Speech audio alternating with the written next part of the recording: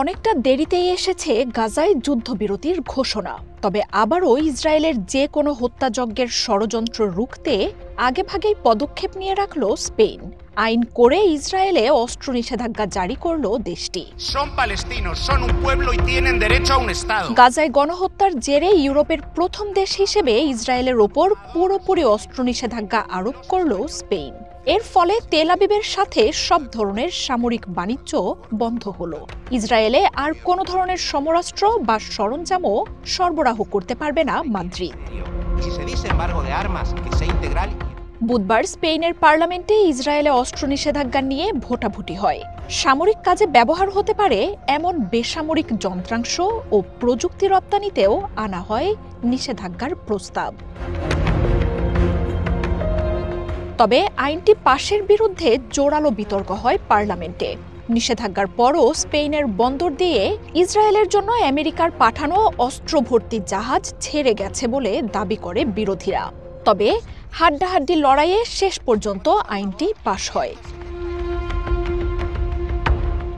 গত মাসেই ইসরায়েলের ওপর নিষেধাজ্ঞা আনে পেদ্রো সানচেজের সরকার। স্পেনের বন্দর ও আকাশসীমা দিয়ে গাজা যুদ্ধে ব্যবহার হতে পারে এমন সরঞ্জাম ও জ্বালানি রপ্তানিতে দেয়া হয় বিধিনিষেধ। প্রধানমন্ত্রী পেদ্রো সানচেজ জানান, পরোক্ষভাবেও যেন ইসরায়েলের যুদ্ধে স্পেন কোনো ধরনের অংশীদার না হয় তা নিশ্চিত করছে সরকার। স্পেনের এই পদক্ষেপ ইসরায়েলের বিরুদ্ধে কোনো পশ্চিমা সরকারের সবচেয়ে কঠোর অবস্থান।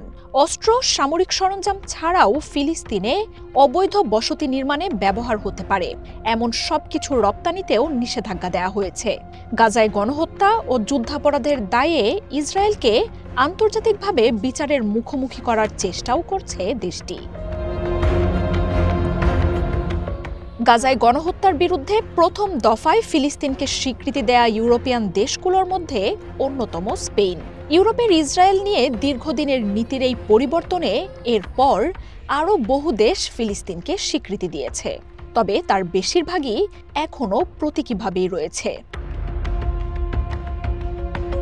তবে ইসরায়েলের বিরুদ্ধে দিনকে দিন বিধিনিষেধ আরও কঠোর করছে মাদ্রিদ। বিপরীতে গাজায় ত্রাণ সহায়তা বাড়াচ্ছে দেশটি। মার্জিয়া উপমা, ওয়ান ইন্টারন্যাশনাল ডেস্ক।